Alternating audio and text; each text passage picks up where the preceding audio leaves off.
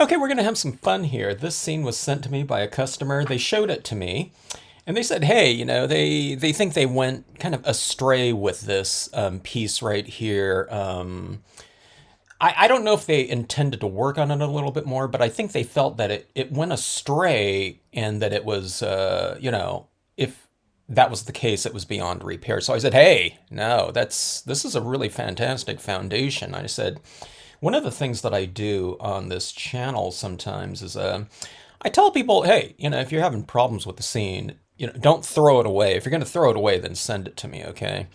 And I'll show you what you can do with this, or whatever scene you have. So I have other videos on this channel that's done in that spirit there. Okay, so this scene right here is a really fantastic foundation. What we have is this area right in here that she has built, this cabin. And I see this area right back in here as potentially being like a body of water or something like that, because we have the other lakeside cabin up here. But then she has these trees up here and they're just kind of floating around. But all of these different elements are just they're kind of floating a little bit more than what she'd probably want. So that was the thing that was probably looking a little off to their eye, okay? So what we're going to do is we're going to anchor everything down on here, okay? Now we can do that simply with shadow, but these trees are going nowhere, so we just need to add a shoreline right over here and, shadow work across the entire piece to add kind of a stronger element of lighting in here. And what that does is it anchors the different imagery into the scene more. Okay, so this is done on a pretty cool paper. I forgot what she called it. It's not. It's real similar to the wood grain style of paper that I use, but and it's not linen. I forget what she called it, but it's pretty cool. So it's a pre-printed paper. Okay, so I was just going to add in some highlighting and shadow work on here. But I thought, okay, if they'll allow me to do this, I didn't ask them if I could or not, but I'm going to do this. I've been itching to use my fences with the new cabin imagery, and I thought this was a perfect scenario for it because it would also anchor the entire composition down a little bit more, okay? So there's different ways you can do it. You can just add in a little bit more foreground of whatever. You can add in taller trees, like in here, and that would really kind of solidify the compositional structure of the piece. But I thought let's have some fun. She has this really great little area right here. That's this like walk-up area to the cabin. I don't know. It could be if they had it coming around this way, it could have been a stream too.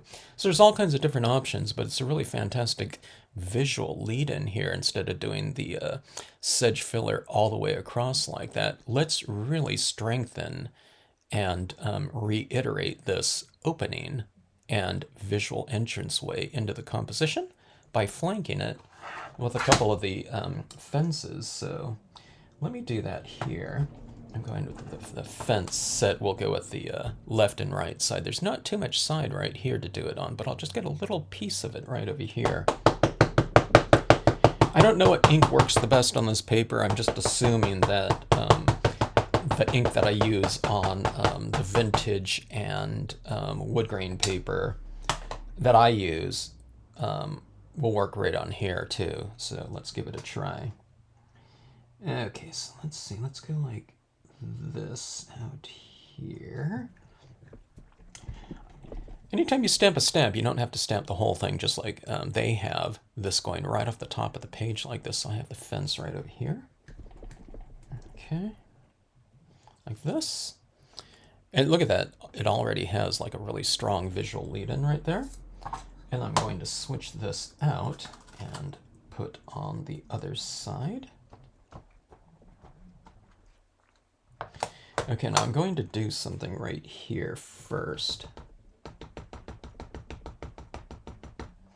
So I've inked up those two rungs here on the fence. And see how this didn't stamp out, because this is the full stamp right here, but I'm going to stamp out these right there if I can. I'm just going to eyeball it. Bear with me here. I'm hoping that I'll get it, roughly lined up. I just needed to ink up probably a 1/4 inch of that stamp or so. But see, I just stamped, this part and this one right here, just a little part of it right there to continue that fence out this way. I don't know if I'd want to go this far, but you potentially could if you have this kind of fence that kind of, it's rounded in the front, if you're doing a really large scene. Okay, now this one right here, I just need I don't know, barely I don't know, whatever, a quarter of an inch right there probably. But let's put this right about like here on this side. It just kind of evens it out to have that little piece on here. It's getting really close to the road or that path, and this side has a little bit of a, I don't know, half inch, 3/4 inch space right there. But look at this right here. Look how this really kind of anchors the piece down just so much more. So any type of larger foreground imagery, it could be smaller elements like this too, like some reeds here, instead of the fence, I'm saying. Okay, so strengthening of the depth. So she has her foundational pieces like that, and then she had her filler imagery. So filler imagery is what you're using to kind of fill out that other area. And then we have foreground, so that's another, like one of those Fs, and then we can put like a focal point on here too. The 4 Fs of scenic stamping. Now we don't always have to do that, but I'm just saying those are some different examples of what we can do if it seems like something's kind of missing something. Okay, so let's do something here too. Okay, so I mentioned foundational stamps. That's kind of, what the scene is going to be about. Is it a cabin? Is it a waterfall? It's usually a large stamp, but it doesn't have to be. Is it like a skyscape or something like that with a bolt of lightning? That would be the, the foundational stamp. Okay. But, okay, let me go with some additional filler stamp there. So we have our focal, our foundation stamps. And that's these 2 cabins right there. They're the largest ones. And then they have added in filler. I'm just going to add in a little bit more filler though, okay? So we have, she's done a great job with all the trees and the diverse, there's deciduous trees, there's the deciduous and evergreens right there. I'm just going to add in a different type of texturing right here. And see this right here? This kind of, these rocks right here add a different element around those grassy areas right there, okay? So that represents kind of this, like a more dirt road type of thing. But let's add it along the shoreline right back in here. And that could be this kind of body of water. And then as this stamp transitions out into the water area, it's going through the shallows. So you're giving some sort of a relationship between this background and foreground right here. We don't have room for the sedge filler so much. You could put the sedge filler back in here too, but it's really not necessary. But something kind of in relation to the foreground is usually a pretty good idea. It doesn't always have to be done. This is just one of those options, here. Okay, but see, we're already anchoring those trees down on something like firm ground, okay? And it also creates a little bit of separation between this grassy area, okay? This stamp right here looks like she went for a second impression right down here, and it's really very, very faint. So I'm debating on whether or not to restamp over that darker, or I'll just leave it. I'll just handle it with a little bit of ink and shading. I think I'll do that. Because I don't know if I'll get another impression like right on top of there. I don't know, we'll see. Okay, but see that right in there? Okay. Now, let me bring a little of this underneath my trees too. I like to utilize this stamp right here as kind of a little head start to shading. Stamped like once, it looks like rocks or something like that, but then if you kind of add a little bit of tone, it becomes like this shadow work, but a textured one. And then we'll add some additional tone right over the top of it. But see how this piece is really coming together. I already, like, it's a lot stronger So, like I said, there wasn't anything that went awry in this composition. It just needed a few more elements. And like I said, it could be stamps, but it could also, like I said, it could have just been some shadow work and lighting in here. Okay, so let's take a look here. I really like the composition here. I'm thinking about those trees again over here, you know, possibly something a little bit larger in here. I think that might be good.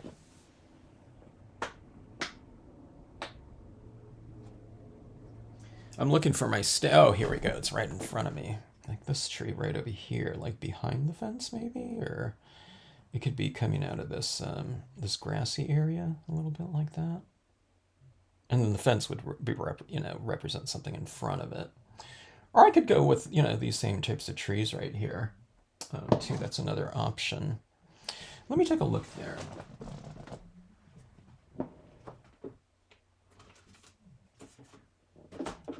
Let me pause video here and I'll go and grab that same tree cluster stamp.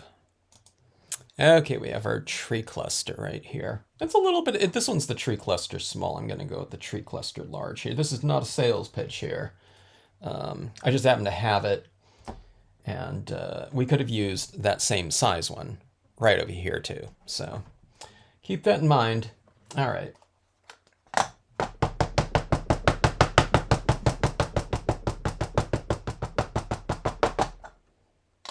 And one of the things too, with these tree stamps right here, you don't have to stamp the whole thing. You can mask off right there and just stamp the, you know, top portions of them or something like that.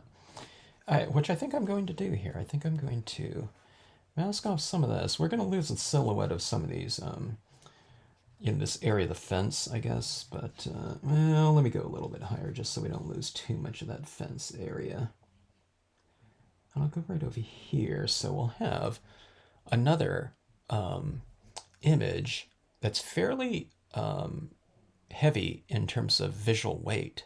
Okay, on the left and right side, again, it's kind of framing our scene off really nicely, and it's creating this visual entry point into the scene.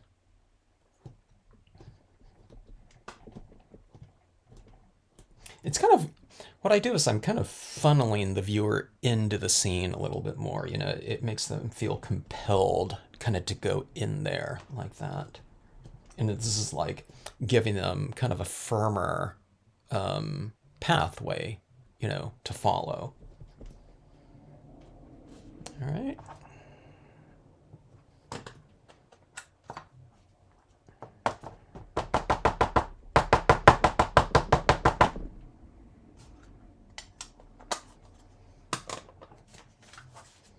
Okay, we just have a little bit of that fence right there. So let's not stamp over anything over that fence because we want that to remain fairly strong. So I'm just going to stamp, I don't know, I don't think it's even half of the stamp in here. Okay, now that's going to do a couple things. It's also going to stamp over that really pale version of the maple pear in there.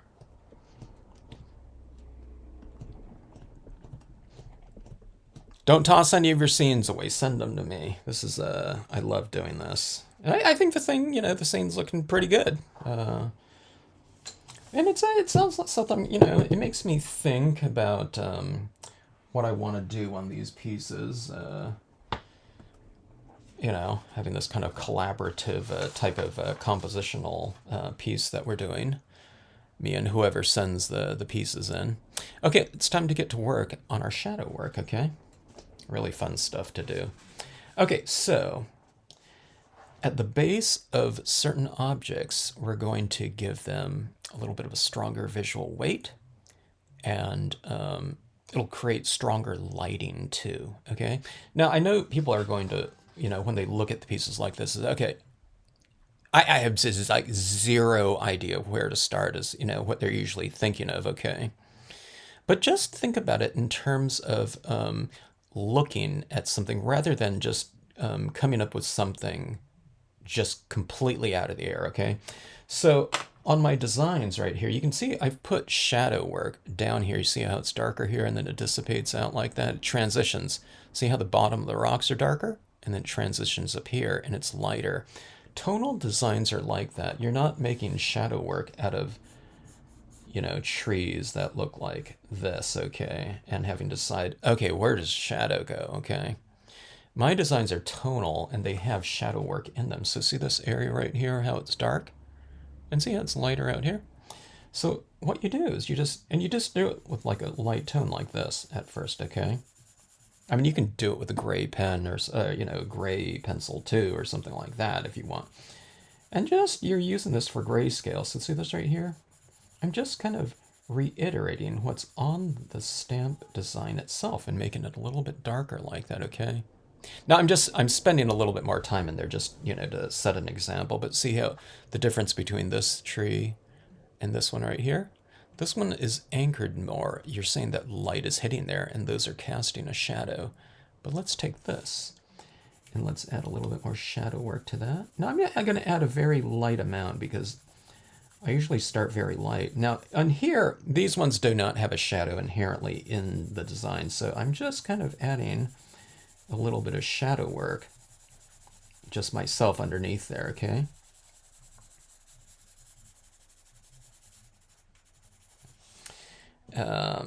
Now, right around in here along the shoreline, see how I've given myself a little bit of a head start with those rocks, that rock texture?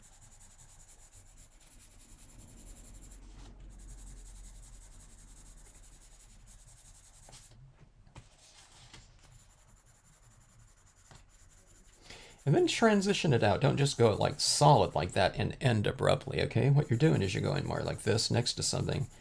And then it fades out, you know, as you get away from the object that's casting the shadow. Okay, so it's no different than, oh, let's see my finger right here is kind of casting a shadow. It's a little bit darker there, and as it goes down here, it gets lighter and lighter, okay? Bad example, it's bad lighting right here. You know, I got studio lighting kind of filling in. But, okay, see this around my cabin right here, underneath the cabin. I just added a little bit of shadow work like that, but see, and then I came out here, but I left that a little bit lighter, like that. And then I'll refine it. I mean, there are certain things that, you know, I'll take a look at it and it's like, oh, let's bring more lighting on the water or something like that. Then I can do something like that too. But see, even up here in the trees, see how it's like toned and then lighter, toned and lighter. In that tonal area, if you want to add a little bit more shadow work in there, if you want to make some of these trees a little bit different from each other. See, this is the same tree stamped twice. So this one right here, I can just add in some tone like this. And just make it feel a little bit different than these ones over here. It still has the same shape, it's the same scale, but the lighting on it is different. So this cabin right here, we have this tree right behind it, a deciduous tree. And it's light because a lot of times, you know, if you're working on white paper or something like that and we're doing color, we can add color into it. But since this is just kind of more monochromatic, I'm going to tone that tree in like this a little bit more and see how that rooftop really pops out a little bit more because we've made that area behind there a little bit darker. So this is what you call, one of the things when you're doing shading like this is you can think of checkerboarding, okay? So it's going from something that's darker, you know, a little bit of shadow work, a little bit lighter. Now the design itself is a little bit darker, lighter, darker, lighter, like that. So it's all one of those things, you know, when you're doing a shadow work, it's like, okay, let's oscillate things a little bit more to make them a little bit more, you know, the terrain a little bit richer, or the surface. It's not just for landscapes, you know, scenic stamping. Okay, it's like anything, any card, if you're kind of oscillating your lights and darks, you know, from where you're coloring things, it can just make things potentially a lot richer because you have a range and changing tones and textures in there. Or whatever, shadows and light. You know, something that we're talking about values here. Now see, this is like water side right here, but right over here it's more like meadow, okay? You can do the same thing. It doesn't have to be just because it's going into water or anything like that. But look at that shadow work in here. It's really kind of anchoring our rocks down into the surface a lot more like that. See this right in here? You can darken that in if you want to, but I'm going to make it darker right here. This. And then see, here's these sedge filler textures in here. I'm just going to darken in some of those a little bit with a little bit of a, I don't know, maybe a 5% gray. Here's a tree over here. Now I can't see the base of it because this fence is in the way, but I know the tree is there. So what I can do is I can just add in some shadow right underneath it like that. And that just anchors it down a lot more. Here's this one right here. Anchor it down with some shadow work. It's kind of nice to have the bottom left and right corners a little bit darker too, because it helps frame off the scene a little bit more. You can do it on the upper right and left hand corner too. But see how this is kind of like we're containing the image a little bit more, and then we're illuminating and varying things. Okay, now see this area right in here, it's all one uniform glowing light, which you could do. It could be like a perfectly still body of water, but chances are there's going to be lights and shadows that are a little bit different on it. So let's do this type of thing. So there's this like pond area like this, okay? And I'm going to put these like striations across there, horizontal ones, okay, like this, because it makes it look more reflective like that, as a body, a reflective body or something, I guess we can say. And I'm just doing them horizontal like that, okay? You can use like a water texture stamp too. You know, I would use it minimally in here because we have a lot of textures working around, so I just want these ones to be fairly, kind of light and smooth, I guess you can say, something like that. Okay, and we have this pathway here. Let's oscillate it a little bit and have a little bit of variation on there. If you look at some photos of like a flat football field or something like that, chances are you're going to see a little bit of differences in shadows and light on it, okay? Because light isn't hitting these things like, you know, the same, okay? So you a little bit of changes happening across there. It could be a field of grass or something like that. But look at like a photograph and you'll see where it, you know, there's different you know, variations of light and dark from near to far.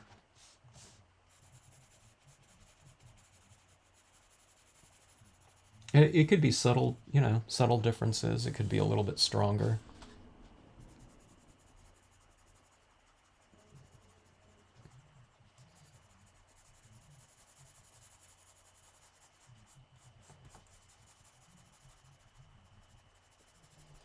Again, I'm doing that thing where I'm making my upper kind of corners a little bit darker. I don't know if I have room on the other side, but we'll see. If you don't, it means it's probably already dark with an object or, you know, something like that. Is that right there? So I darken than that, and it makes this area in here seem a little bit more illuminated. Okay. Right up here, we'll go with a little bit of tone.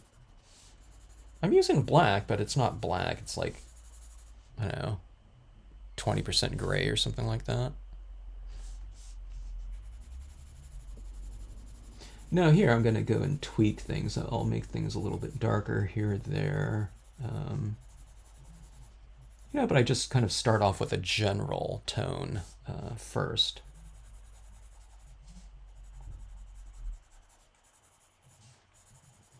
A general kind of gray scale, just to kind of get my bearings on, you know, how light or dark I might want something to be. It's like, okay, I like that shadow. Then I go more. If I don't like the shadow and I've already laid it down, it's not too big of a deal because you know, it's not like a real dark version of a shadow. It's just kind of a lighter one. It's like a 5% or 10% gray. Then if you like it, then you know, you can keep adding a little bit more.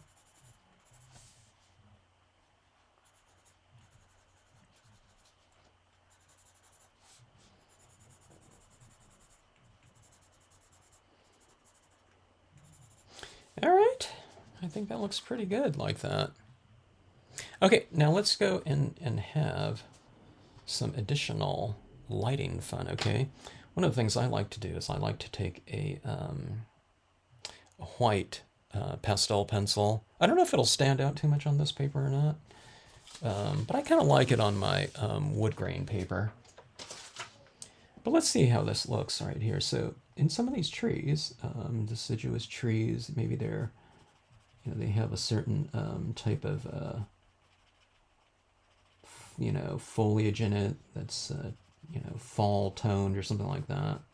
This is more like a monochromatic, like sepia, you know, well, not sepia, but, you know, kind of an antiqued, you know, warm tone, like black and white photography or something like that. That's, you know, what this kind of seems like to me. So I'm going into these trees and I'm not adding this lighting over the whole thing. I'm not like coloring that whole thing in, but I'm just kind of adding some of it to some areas, you know, kind of, I'm kind of keeping things to one side for the most part on some of these areas, but I'm illuminating what's already light on the piece. So we can do it on the rooftops here. You can see the deciduous trees up here on the tops where they're already light. That's where I'm accenting it with some additional light. So we darkened some shadows that were already in there and added some into new places. But see these areas, like I'm not going to add in shadow, you know, this highlighting work down here because it's dark, but I can add it in these trees that are lighter up here, okay?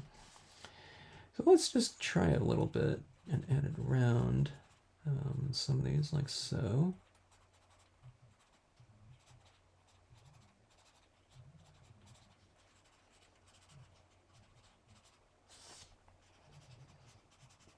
Remember this tree right here, I darkened in some of it down below, and I'm lighting it, illuminated it a little bit high, okay? Here's this rooftop right here. Just kind of giving it a little bit more lighting up top like that.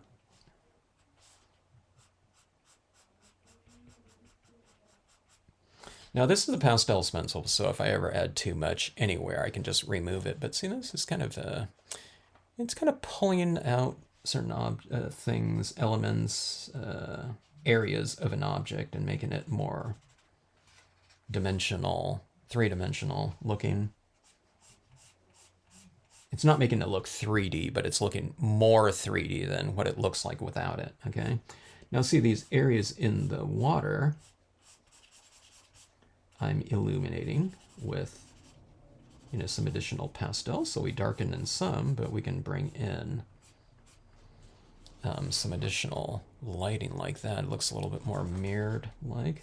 I wouldn't say it's looks like a mirror, you know, I'm working on a, you know, an antique-ish paper, you know, looking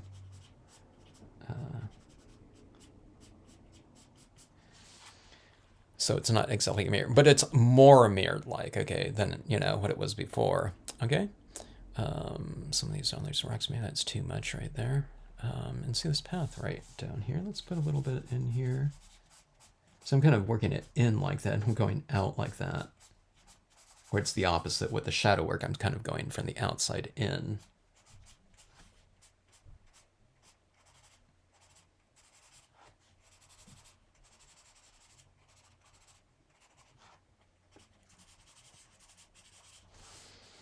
Okay, now this gives a really soft look. I don't like it as just on its own like that.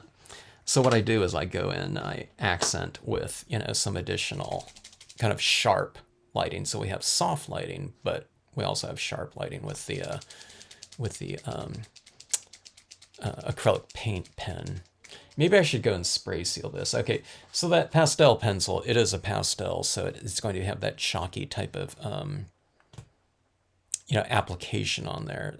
So I'm going to go outside and spray fix this. I'll anchor all this down. I probably could go right over the top of it without any problem. You know, this hasn't been laid down too much, but I'll just get a much crisper application of this paint if I spray seal that pastel, you know, powder onto the scene first. Okay, the white pastel has been fixed. When you spray that really thin layer of pastel down there, you can see it kind of starts to disappear a little bit, just like spraying pastels or chalks, lighter tones over darker tones. So just keep that in mind when you're applying it. What you see when it's dry like that, dryly applied, is not what you're going to see when you spray seal it. Now, I gave it a pretty light coating, but still, that was a very light application of the pastel in some areas. Okay, let's go in with our white here. And let's add in, and I'm just adding this in exactly in the same areas where I just added in the pastel. I'm just doing it with a crisp and probably more opaque white like that. It looks a little bit more, opaque when I first add it down on there. And then as it dries, it kind of disappears. That's what it did on this blue toned one that I did recently on the blue holographic foil. It's like, oh my god, what happened to all my white? As it dried, it became like blue. Literally, I was going to say practically. It was literally blue, like a light blue dot. I think it's because the foil, though, the foil was kind of bleeding into, like the physical ink of the blue was bleeding into the white.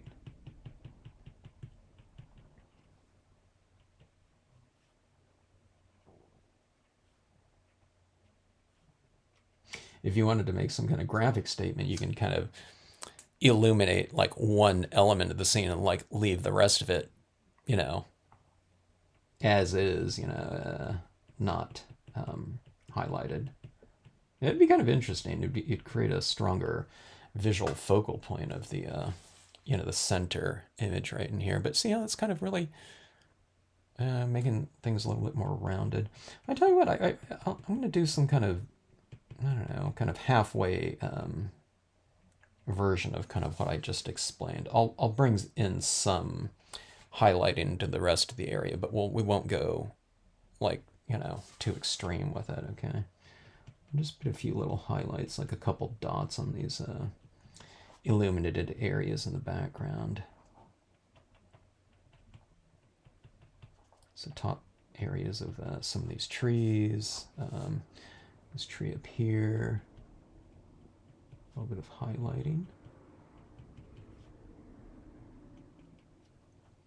Some of these rocks and shoreline.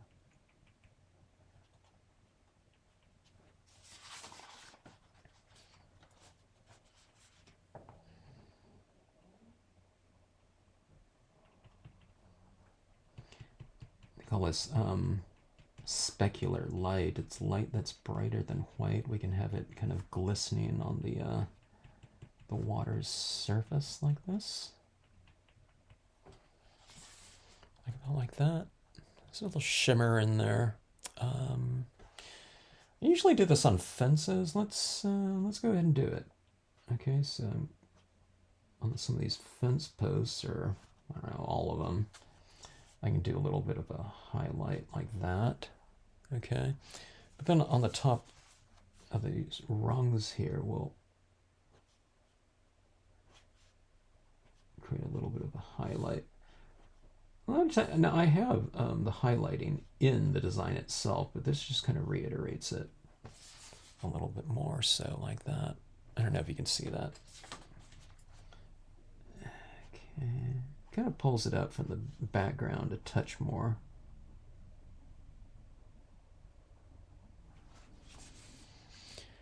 Like that.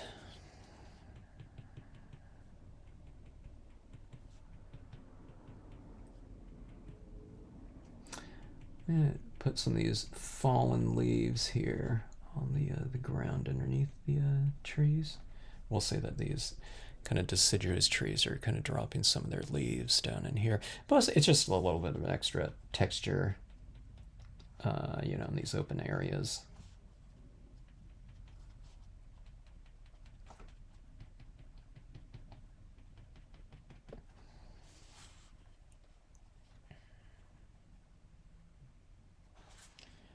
I think I'm going to do this. I'm going to bring in a little bit of lighting into the cabin by illuminating those windows a little bit more. They're already reversed out windows, so they're light in the night cabins right there. So see that lighting coming out of there more? Let's do the same thing on this cabin over here.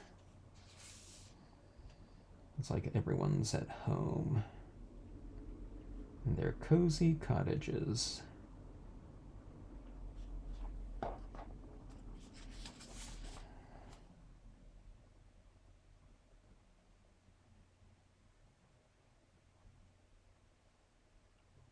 Kind of doing this little tweak with the light in there. I guess we're kind of setting the time of day maybe where it's later or something like that, maybe. And where the windows are interior lit. When the windows are kind of darker, it's more of like a daytime type of scenario.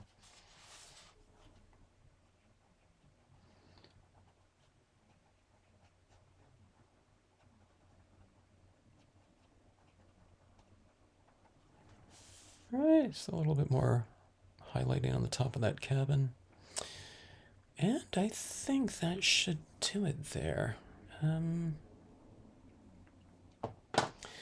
me think of some kind of little visual focal point in here. I think it could be cool, or could do a deer out here, but this road right here could probably be cool to have a little element in there. How about some people kind of walking home? We have this old man and dog right here. Let's try the people.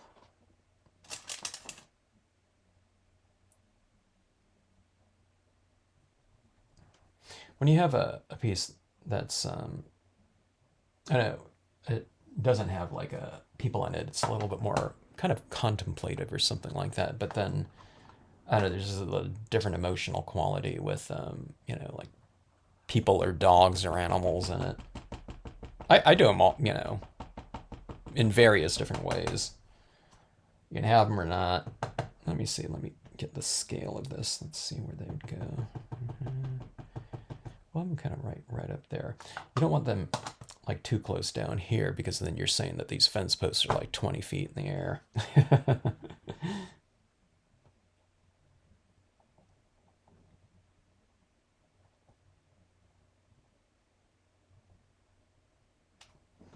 All right, so kind of going home after a nice walk, an evening walk after dinner, perhaps. I don't know. All right, so that looks like that. Let me see if I have some sealant and, or not sealant. I was going to say I can mat this, but actually, if I do that, it won't fit in the envelope going back to the individual. Okay, I'm just going to leave it right here, but I'd mat it on something like, a little bit piece of white like that. And then on these ones, I really like going with gold. Let me see if I have a piece of gold foil around here. Not the holographic gold foil, but just plain gold. I'll just give you the gist of what it would look like here. So you go, with some gold out here like that, and then you have a little bit, just a little tiny border like that around the piece like that, but something like this, going around the entire piece like that, and I think that would look pretty good. Or actually, if I had one a little bit paler, maybe. No, I don't know. I think that looks pretty good like that. Okay, so let's take a look at this piece. It's a finished piece of work, a collaborative work between this individual and myself. Let's anchor these people down a little bit with a little bit of shadow. Like that. See that right there? See how that anchors those people down a little bit? And it gives them in common with everything else that's kind of anchored down in terms of a shadow work. But anchoring things down gives pieces visual weight, and it's kind of a connective type of thing between everything because you have the shadow work everywhere. And then if you're doing lighting, that could be another, you know, kind of needle and thread running through. You're giving these pieces, all these different elements, something in common, okay? But now we've also created a little bit more of a kind of compositional anchoring with the use of these larger trees. Like a little bit farther down on the composition, there was just like this lighter type of texturing right in here, but everything was so top heavy with these images up here, darker trees, and then the middle area. So what I've done is I've given this stronger, you know, bottom weighting down here. It doesn't have to be heavier than up top, but we want to anchor it down a little bit more just to give it a stronger foundation, to stabilize everything off. Okay, it could be like I said, I think the trees would have been awesome in here too, like a spruce tree, something kind of larger and bold, would have framed this off really fantastic. But I really wanted to experiment with the fences, and I think the fences look really good too. The fences really do create a really strong kind of visual entry point into the scene. It's a visual lead-in, as I call them. Okay. Now, see this area up here. This area was all the same texturing of the paper, which is cool. We want that paper texturing in there, but we want to split this off a little bit. So I've bisected, these areas, trisected, a little bit by putting these lines across there. Okay. It's going from darker to lighter into the body of water. I think I had some going like, here's a little bit of shadow going this way too. So you give this variation in here. So it's not just one solid area in there. It's still there, but it has variation in there now because all these other areas were really quite varied with all the different imagery and texturing. So see, right in here, this was all the same texturing in here too. But see this little bit of shadow work in here? Right in there. So that changed that around. Now we've filled some of it in with imagery over the top of it too. But that little tiny shadow work in there, see this right here? That does the trick, and it's very little that you really need to do to start anchoring things down. And when you start drawing things like this shadow work in here, anything that's lighter next to it seems that much lighter. So if you go with a 10% gray right here, this that's 10% darker, this area right next to it seems 10% lighter by contrast. So you're really playing around with contrast. So we have this contrasting range in here. It's a little bit more. Let me get this paper out of the way here because I think it's kind of creating a little bit of a, I don't know, whatever, exposure issue with the camera right here. So let me see it like this. Yeah, okay, that's about right. I was just seeing if my camera is overexposing or underexposing here. But this is pretty true to the original piece right here. So I think we've done a pretty good piece right here, between the creator and I guess I'm the embellisher here working on this piece. And I'd encourage people to, you can amass a pile of them or something like that if you want to, but if you ever do. But one of the biggest points of a lot of my lessons is to, I don't know if they were going to throw this away. I hope they're saving it in a pile, but then maybe when they develop kind of a notions on what you can do with it, then you go back to your pieces and say, oh, let me see some of those pieces that I did before that I wasn't really pleased with in its current incarnation. And then they just add these types of little elements to it, and you can really finish your pieces off. Or if you're just not certain where you want to go with the piece, I know a lot of people go back to pieces later on when they, develop a certain type of technique, or it's like they get a new medium and they think, oh, that's going to apply to those other pieces that I did, whatever. It could even be like last year sometimes. And they finish off the pieces. And sometimes those pieces are my favorite pieces that, those people have done because they've gone into it with some new eyes and they've applied some new types of techniques to it. But basically, it's just, the biggest point is just seeing these pieces through and just kind of experimenting around a little bit and playing around with it, and testing some things out to see if you like it. But this one is just kind of, it's bringing it into resolution, okay, and or into focus, in terms of composition, elements down here. Mostly it was like these things were added down here. Additional texturing and lighting. So yeah, I don't know. I really like this piece. These people are walking in here, and this is kind of the visual path that I kind of take in there. It's kind of, you go in here like this, and you go in this like circular type of pattern in here, like that. Now, I wasn't thinking about it.